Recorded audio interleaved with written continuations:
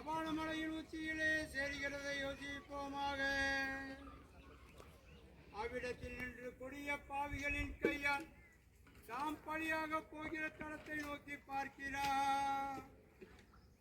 உடனே அவருக்குண்டாகிற துயரமான கவலை என்னவென்றால், தம்முடைய திருரத்தத்தினாலே பலனை தங்களுக்கு வியக்கமாக்கி நரகத்தில் விடம் எண்ணிய அந்த பாவிகளுடைய நித்திய கேட்டையும் நம்முடைய இடைவிடாத பாவ அக்கிரமங்களை நினைத்து விசனப்படுகிறார்.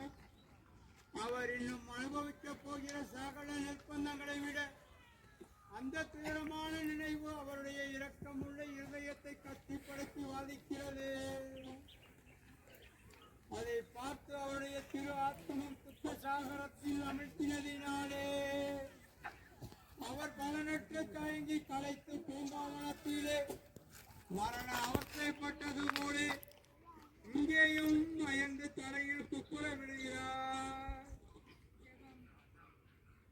எளிய மனத்தோர் பேறு பெற்றோர் என கூறிய என் இனிய இயேசுவே, துன்பத்தை கண்டு துவண்டு விடாமலும் தடைகளை கண்டு கலந்து விடாமலும் இருக்க தேவையான மனசுகளை எனக்கு தாரும். ஆமென்.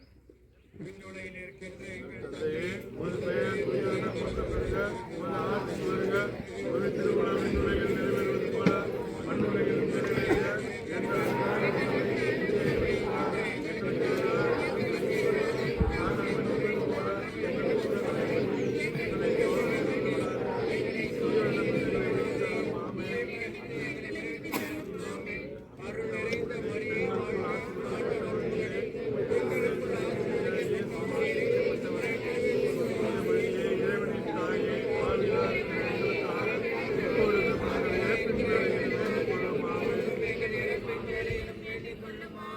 தந்தைக்கும் மகனுக்கும் தூய ஆவியாருக்கும் மாட்சிமை உண்டாதாக.